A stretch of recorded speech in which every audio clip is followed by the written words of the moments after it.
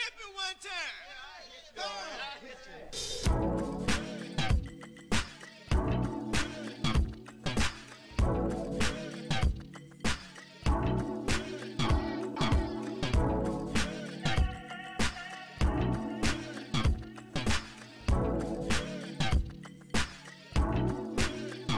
Welcome to Cultural Society by Horizon Radio. Kenalin, nama aku Amabel Angel, dan hari ini kita bakal bahas sesuatu yang menarik banget nih ya, terutama untuk anak-anak muda zaman sekarang, yaitu what's next from event. Nah, tentunya nih ya, aku nggak sendiri ya, bisa dilihat nih di sebelah aku, udah ada dua guest yang merupakan dosen Prasmul dan tentunya udah paham banget ya dengan dunia event. Langsung kita sapa aja nih ya, Pak Irman dan juga Pak Hanesman. Halo Pak. Hai. Halo Pak Hanesman. Halo. Oke, mungkin kita boleh perkenalan diri dulu sebentar kali ya, dari Pak Hanesman dulu, perkenalkan diri dan juga kesibukannya sekarang lagi apa sih? Oke, dari saya kenalin, nama saya ini Hanesman Al-Khair, atau kalau di kampus biasanya panggil Pak Hanes ya. Nah, kebetulan dari awal 2020, Maret kira-kira, jadi pas pandemi itu, kebetulan saya dipercaya untuk menghandle program S1 event gitu ya. Jadi sekarang jadi ini ya, kayak bapaknya lah, dari mulai anak-anak yang baru masuk udah sampai yang lagi nyiapin skripsi gitu ya. Nah, sekarang semuanya di-handle dan juga mungkin kurikulum di dalamnya gitu ya. Kira-kira kayak gitu. Jadi walaupun sekarang lagi tengah pandemi ini, kayaknya lumayan sibuk nih ya Pak Hanesman ya. Wah, sangat sibuk, malah semakin sibuk. Makanya perlu event gitu kan. Mantap. Ya. Oke, kalau dari Pak Irman sendiri gimana nih? Boleh perkenalan diri dan juga kesibukannya sekarang, Pak. Oke, halo semuanya. Nama saya Irman Jayawardana, panggilannya Kak Irman. Saat ini saya diberikan tanggung jawab menjadi sekretaris program studi pariwisata, gitu ya, karena event itu salah satu bagian dari pariwisata, pembelajarannya di Universitas Prasetya Mulia. Kesibukan sehari-hari selain ngajar, saya memang punya interest di dunia olahraga atau sport, gitu ya, specifically in sport management dan sport event. Jadi ya suka bikin talk show lewat Twitter lah tentang olahraga dan event di Indonesia. Lebih seru sih, karena di luar udah kayak gimana, sekarang kayak gimana gitu kan ya. Jadi itulah yang lagi sering dibahas. Nah, mungkin aku boleh tahu nggak nih Pak, kalau dari Pak Hanesman dulu kali ya, kasih satu kata ya untuk mendeskripsikan dunia event saat ini. Dunia event saat ini, satu kata ya, mungkin lebih ke leader dari inovasi kali ya. Oke, berarti leader dalam inovasi ya. Menarik, Yes. Menarik. Kalau dari Pak Irman nih, satu kata untuk dunia event saat ini, Pak. Udah dicolong sih Pak Hanes ngomong inovasi. Ya, saya ngomongnya imajinatif deh. Oke. Wah, jadi penasaran ya untuk tahu lebih lanjut tentang dunia event, dan juga mungkin kalau dari Pak Irman tadi udah mention dikit ya tentang dunia sport gitu ya di event. Oke. Sebenarnya nih ya Pak, terutama untuk Pak Irman nih ya, aku sebenarnya lumayan penasaran nih Pak tentang dunia event, dan salah satu yang lagi happening banget itu adalah event sport ya sekarang ya. Seperti yang kita tahu juga, kemarin baru aja ada beberapa event, salah satunya adalah kayak Tokyo Olympic, dan juga nanti Oktober tuh juga akan ada PON ya Pak ya, betul kan ya Pak? Betul. Oke. Nah, gimana sih Pak menurut Bapak update sport event saat ini Pak?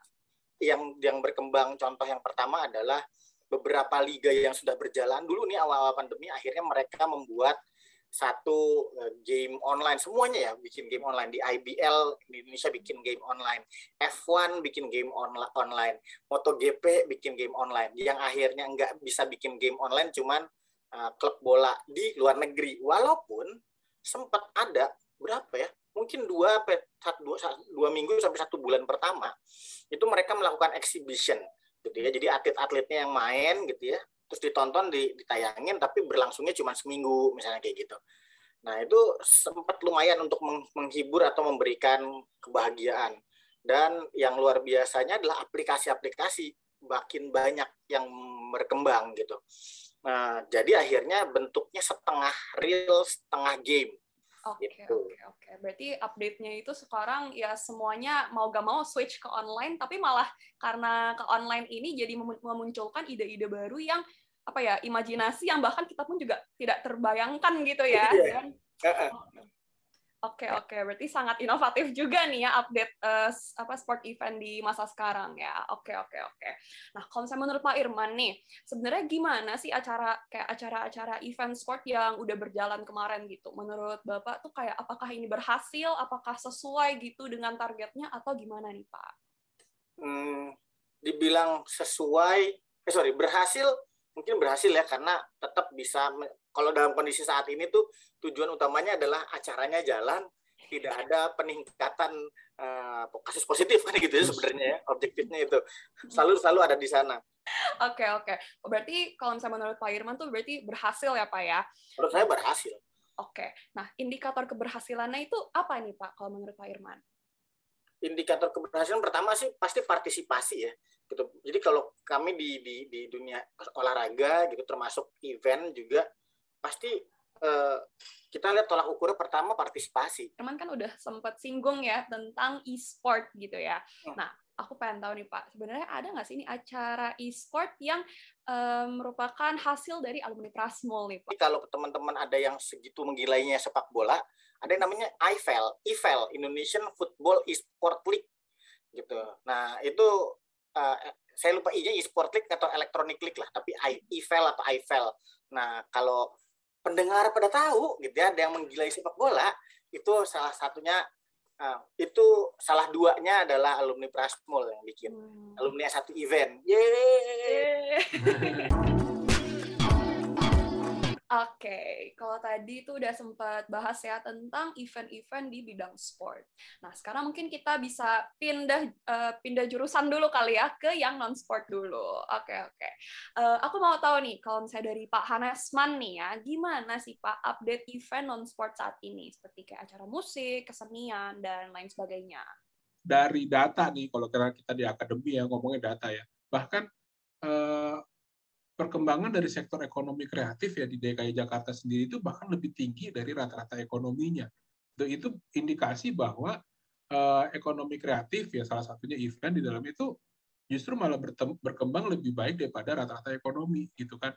Nah, banyak sekali sub-sub sektor ekonomi kreatif yang sekarang malah jadi bermunculan yang dulu nggak ada gitu ya. Kayak tadi misalnya gaming, online game dan lain-lainnya.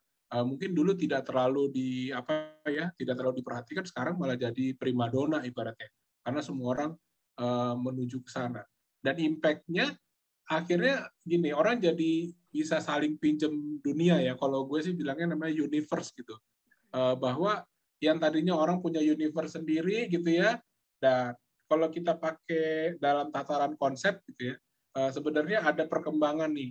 Jadi mungkin kalau kalian nanya sama orang tua kalian gitu ya, zaman dulu sama zaman sekarang, itu ekonominya beda banget. Kalau zaman dulu ekonominya tuh namanya berkembang ya, dari mulai ekonomi komoditas, ekonomi barang dan jasa. Lalu yang terakhir tuh namanya ekonomi pengalaman. Jadi itu perkembangan yang menunjukkan bahwa sebenarnya manusia itu tidak pernah puas ya. Manusia itu tidak pernah puas dengan satu kondisi tertentu. Dia akan selalu mencari hal-hal baru, akan selalu mengcustom diri dia sendiri. Itu memang sudah naturnya dari seorang manusia gitu. Jadi sekarang orang membuat sebuah pemahaman baru bahwa kita pergi ke sebuah event atau mengalami sesuatu, ya namanya ekonomi pengalaman ya.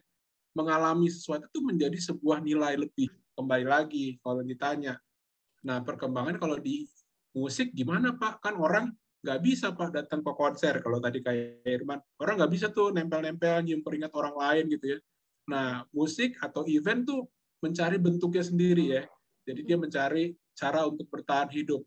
Adalah yang mulai bikin konser dari mobil lah ya. Itu di Jerman bikin, di Indonesia bikin. Terus meningkat lagi nih. Pada dasarnya tadi ya, manusia tuh nggak puas kan. Wah, udah pernah gue konser dari mobil, apalagi nih yang beda gitu ya. Oh, tadi Irman ngomong tentang gaming online. Semua orang pada orang tuh karena nggak ada di luar nggak ada di luar di lapangan, maksudnya nggak ada di keadaan nyata gitu, nggak ada di kota, orang pada di mana sih? Orang pada di rumah. Nah kalau orang pada di rumah pada ngapain sih? Bilang, oh pada main game. Oh berarti kan orang yang tadinya numpuk banyak di luar di kota, sekarang jadi numpuk pindah dalam game gitu ya.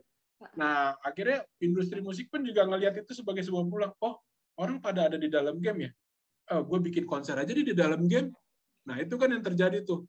Kalau teman-teman pernah ada yang gamer-gamer main Fortnite gitu ya, nah itu bikin tuh ada misalnya Fortnite X Marshmello gitu ya. Jadi DJ Marshmello bikin konser di dalam platformnya Fortnite gitu.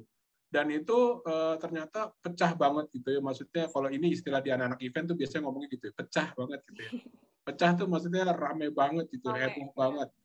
Nah, jadi itu sebuah cara yang tidak terbayangkan sebelumnya. Oke. Tapi aku penasaran nih Pak. Tadi Pak Hanesman tuh sempat mention tentang universe kan ya. Nah sebenarnya universe itu apa sih dan juga cara kerjanya tuh gimana Pak? Oke. Ya tadi mungkin kita balik lagi ke pemahaman yang saya kasih tahu di awal ya, bahwa pengalaman itu menjadi nilai ekonomi baru ya. Jadi orang akan mencari itu karena pada dasarnya manusia adalah experience seeking creature gitu ya. Orang pada dasarnya adalah manusia, makhluk yang akan selalu mencari pengalaman baru. Itu udah naturnya tadi saya bilang. Jadi kadang-kadang tadi kan begitu masuk ke era pandemi dan online, orang tingkat stresnya naik tinggi gitu ya. Dan misalnya dia tetap bertahan di universe yang dia punya gitu ya, dia pasti akan bosen nih. Oh universe gue sehari-hari begini, nontonnya misalnya ini lagi gitu ya, hiburannya itu lagi. Oke, berarti jadi universe itu semacam kayak ambience-nya nggak sih Pak? Kayak experience-nya gitu ya Pak ya? Berarti poin yang menarik banget ya dari Pak Hanesman dan juga tadi Pak Irman ya. Oke. Wah, dari tadi kita udah banyak ya bahas-bahas. Seru banget nih pembahasan kita hari ini tadi tentang event, dari event sport, non-sport, terus tadi mention tentang universe. Nah, buat listeners nih yang tertarik untuk belajar lebih banyak tentang event, nah Pak Hanesman dan Pak Irman, kira-kira paling bagus kemana nih kalau mau belajar lebih banyak tentang event? Kalau kalian mau belajar menjadi organizer terbaik, banyak yang nawarin. Cuman organizer itu ngerjain berdasarkan apa yang ada di pikiran orang yang bikin. Tapi kalau kamu mau menjadi pembuat event terbaik, nggak salah lagi. Kamu masuk S1 event lah, gitu ya. Gitu. Oke. Mungkin sebagai penutup ya, kata-kata terakhir, aku boleh minta nggak nih Pak? Pesan singkat aja nih Pak untuk para pejuang event, dari Pak Hanesman dulu, baru ke Pak Irman. Silakan. Ya kalau dari saya mungkin lebih ke arah terus jangan bosan gitu ya untuk yang tadi ya, gali apa yang masih hidden dan masih berpotensi di depan gitu, dan jangan pernah takut idenya dicuri gitu ya, karena memang datanglah dengan ide yang berbagai macam gitu, dan jangan juga membatasi diri gitu. Membatasi diri dalam artian bergabunglah dalam tim yang multidisiplin gitu. Nah, sehingga kita bisa pinjam disiplin dari ilmu-ilmu lain yang kita akhirnya mencoba menciptakan nilai-nilai baru. Gitu sih. Oke, wah, terima kasih. Untuk Pak Irman, silakan Pak. Pertama tadi, buka pikiran, buka kuping, dan yang paling penting jangan menutup diri, kayak Pak Hanes bilang ya, karena emang networking itu adalah backbone ya, salah satu backbone dalam dunia event. Jadi ya buktinya kemarin dalam dunia lagi kondisi pandemi apapun, semua saling bahu-membahu. Jadi juga kok tetap event-event itu tetap ada kok gitu. Jadi pasti selalu ada peluang buat dunia event. Yes. Oke. Berarti selalu ada jalan gitu ya, selama kita pun membuka diri ke lingkungan kita sekitar ya. Oke. By the way, ini dari tadi ya pas kita ngobrol-ngobrol itu kan kita udah banyak nih ya sebut-sebut event gitu ya. Kayaknya seru nggak sih kalau kita undang buat podcast selanjutnya? Gimana nih dari Bapak? Harus dong, undang. Harus ya. Ini kita nggak kerasa ya sudah ngobrol-ngobrol begitu panjang, dan semoga insightful juga nih ya untuk para pendengar kita. Oke, jangan lupa untuk stay tune terus nih ya di podcast Cultural Society selanjutnya. Sebelumnya, thank you untuk para speakers, Pak Hanesman dan juga Pak Irman sudah membagikan ya. Terima kasih Horizon. Terima Sukses kasih. terus podcastnya ya. Thank you so much for listening.